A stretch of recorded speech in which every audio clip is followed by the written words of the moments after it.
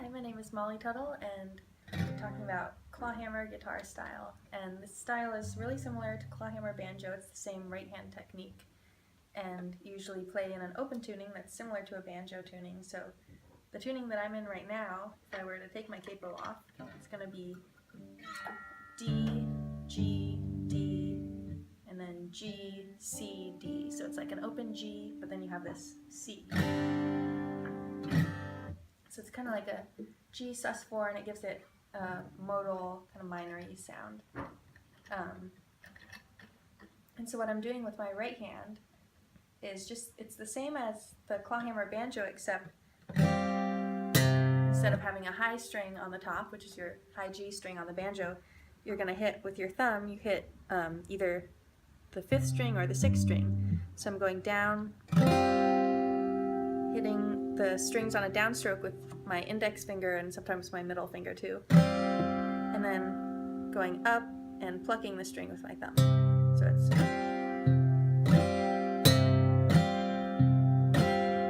sometimes I'll throw in the 6th string, and then you can also do what is called drop thumbing, which is dropping your thumb down to one of the higher strings. Also used in clawhammer banjo, so it's really similar. And then what I do to kind of give it a more unique sound is I might play the strings with my thumb. I might play them a little harder so it gets kind of a percussive sound going.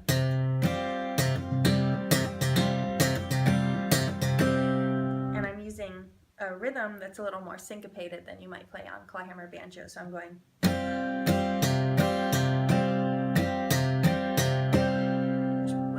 down, down, up, down, up, down, down, up, down, up, down. So I'll play a little bit of a song so you can hear all of that stuff in context.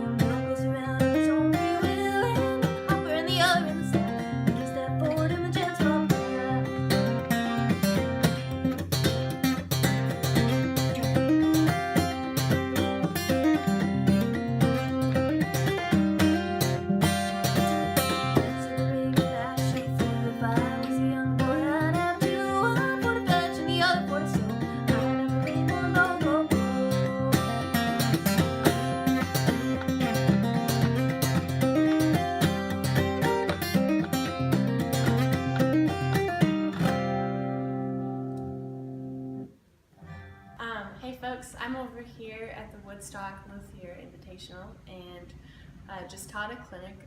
We're talking about some ear training stuff and trying to get this kind of wall broken down between what's happening in our ears and our heads, right, and what's happening on the fretboard, so that we can have that kind of fluidity. So we were doing a little bit of ear training, but just simple stuff.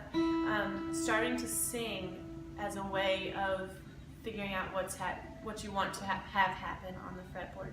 So just start simply just singing a note, right? Find a starting place. And then sing up a whole step. And then sing and play.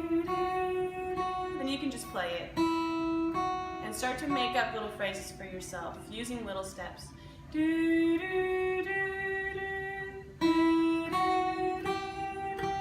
And then play it, right? And then maybe we'll go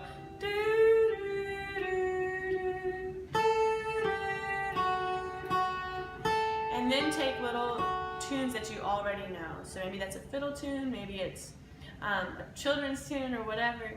And we did Baba Black Sheep earlier, right? So we were going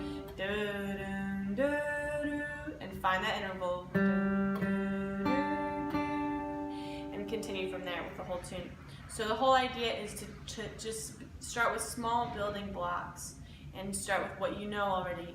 And then when you go to learn something new, it's really important as you're learning it to first make sure that you can sing it, that you can hear the melody in your head, and then go to play it. Because what we want to avoid is to just have stuff based in our fingers with just muscle memory.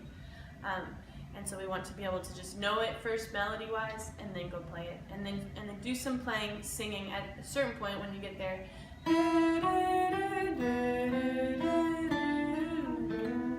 Stuff like that, where you can start to really hear what's happening in your voice and take it to the fretboard. Look